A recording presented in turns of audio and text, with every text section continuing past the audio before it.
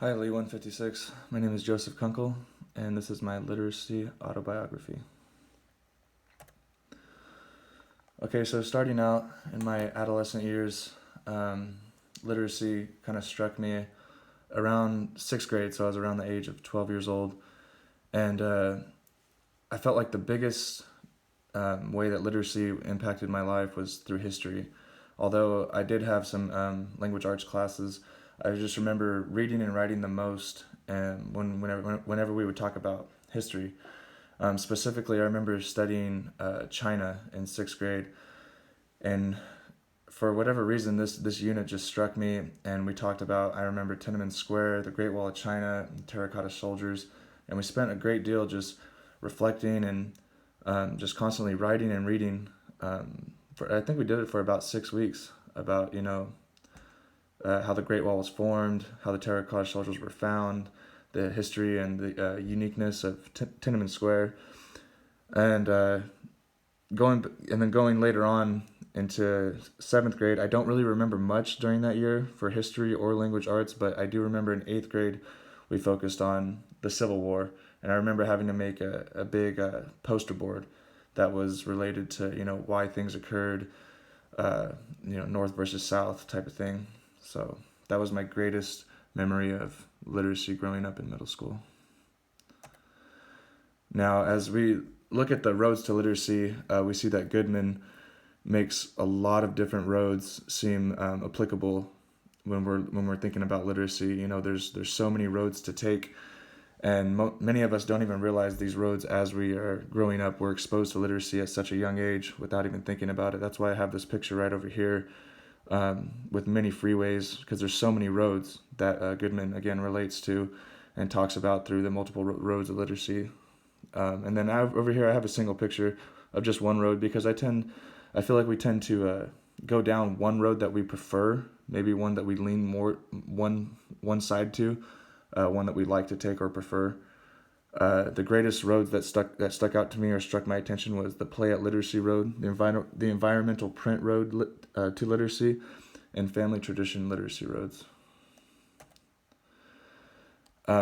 Quickly on these roads, as a child, the Play at Literacy Road, Goodman defines it as a road that children tend to, quote, play or pretend to do adult things. And for me, this was playing doctor and prescribing and writing down medications.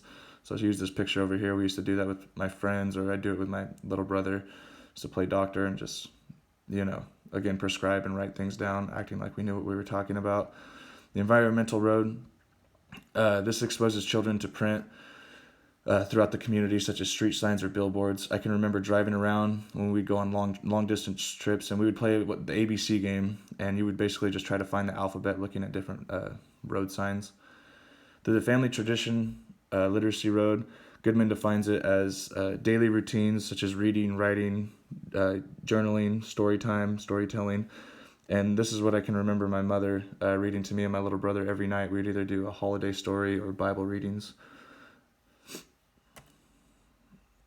Now, how I define literacy, again, throughout the readings and all the readings that we've seen, we see an overall theme that relates to reading and writing. But I think it's a lot more than that. As we go through the text, we can see that it's more about making connections across multiple content areas.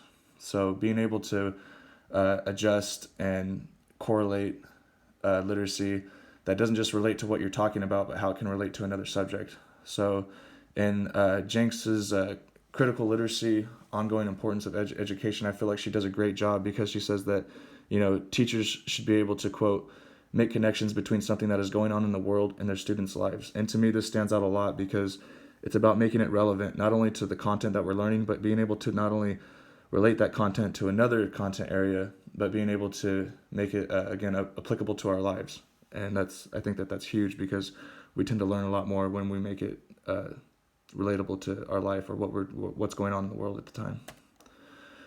Now, my beliefs on teaching and how they formed. I believe that teaching is an ongoing process. Teaching and learning is an ongoing process. It never stops.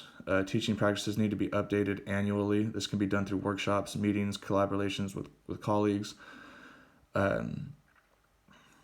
think that as teachers, we need to focus on teaching the younger generation about the future, getting them prepared.